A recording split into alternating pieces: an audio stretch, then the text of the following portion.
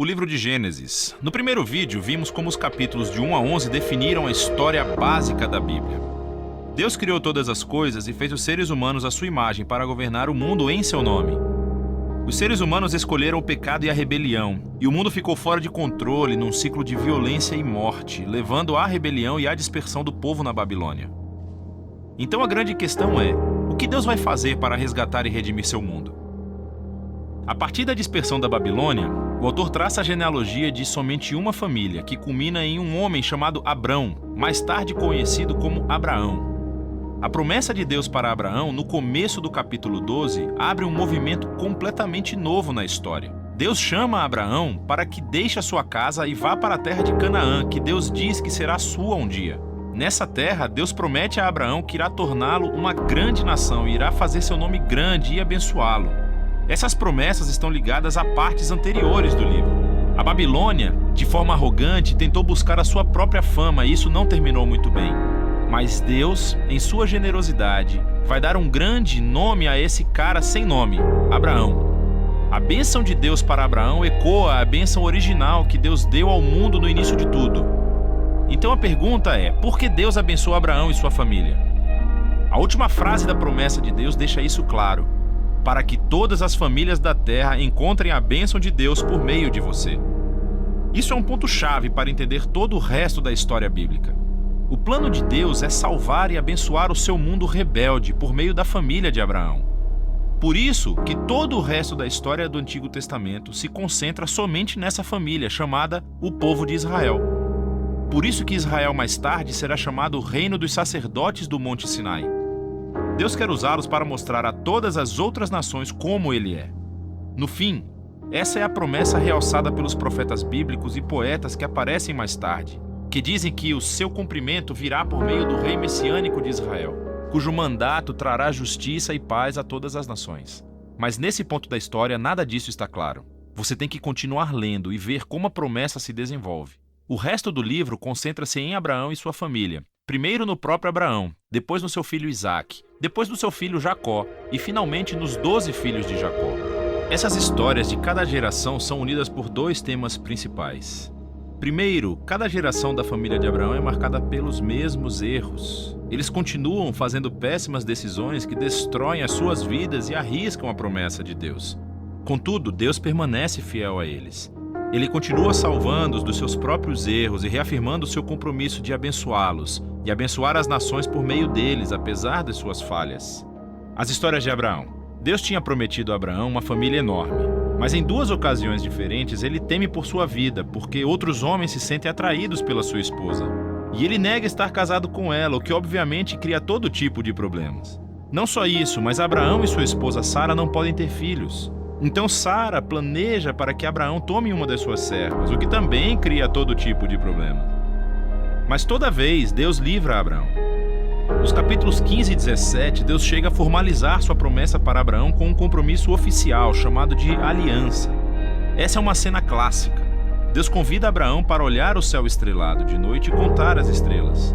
Ele diz que a sua família será numerosa do mesmo jeito. Apesar das probabilidades, sem filhos e sem maneira de ter nenhum filho no momento, Abraão olha para o céu e simplesmente confia na promessa de Deus. Deus responde por meio de uma aliança com Abraão, prometendo que ele se tornará pai de várias nações, que a bênção de Deus virá para o mundo inteiro. Deus pede que Abraão marque a sua família com o sinal da aliança, a circuncisão de todos os meninos da família. Esse símbolo serve para que eles lembrem que a prosperidade da sua família é uma dádiva de Deus. Abraão termina por ter muitos filhos e morre em idade bem avançada. As histórias de Jacó abordam esses temas de forma ainda mais dramática. A partir do seu nascimento, Jacó faz jus ao seu nome, que significa enganador. Ele engana seu irmão Esaú, tomando a sua herança e a sua bênção. E ele faz isso enganando seu velho pai, que estava cego e simplesmente vai embora. Ele tem 4 esposas, mas ama somente uma, Raquel. E isso cria muitas rivalidades na família. A única coisa que o humilha é ser enganado por seu tio Labão, que toma anos de sua vida. O jogo finalmente virou. Um Jacó humilhado regressa à sua terra natal. Em uma história muito estranha, Jacó acaba lutando com Deus e exige que Deus o abençoe. Algumas coisas nunca mudam, não é? Contudo, Deus honra a sua determinação e passa a bênção de Abraão para Jacó. Deus muda o nome de Jacó para Israel, que significa aquele que luta com Deus. É nessa última parte do livro, da história dos filhos de Jacó, que todos os temas convergem num ponto comum. Jacó ama o seu penúltimo filho, José, mais do que qualquer outro, e lhe dá um casaco especial. Os 10 filhos mais velhos passam a odiar José. Eles sequestram-no e planejam matá-lo. Mas em vez disso, eles decidem simplesmente vendê-lo como escravo para o Egito, onde ele termina na prisão. Isso é que é um fracasso de família. Mas Deus está com José. Ele planeja a liberdade de José da prisão e o faraó termina por colocar José na posição de vice-comandante de todo o Egito. José salva a nação do Egito durante um período de fome. Ele acaba salvando seus irmãos e sua família de morrerem de fome. Mais uma vez podemos ver que a loucura e o pecado da família de Abraão encontram a fidelidade de Deus, que transforma a maldade dos irmãos em uma ocasião para salvar vidas. Isso é exatamente o que José diz perto do final do livro. Ele diz aos seus irmãos: "Vocês planejaram isso para o mal, mas Deus planejou para o bem, para salvar muitas vidas." Essas palavras são estrategicamente posicionadas no final do livro, porque resumem não apenas a história de José e dos seus irmãos, mas também o livro como um todo. De Gênesis 3 em diante, os humanos continuam agindo de maneira egoísta e fazendo o mal, mas esse Deus não vai abandonar o seu mundo e deixá-lo ser gerido por conta própria. Ele permanece fiel e determinado a abençoar as pessoas, apesar das suas falhas. Você pode ver isso especialmente na forma como aquela promessa misteriosa sobre o descendente da mulher se desenvolve durante o livro. Lembre-se de Gênesis 3. Deus prometeu que esse guerreiro ferido viria e destruiria a serpente e derrotaria o mal na sua fonte. O autor então conecta essa promessa diretamente à linhagem de Abraão. Essa é a parte sobre como Deus trará a sua bênção para as nações. De Abraão, a promessa é ligada a Judá, o quarto filho de Jacó, da seguinte maneira.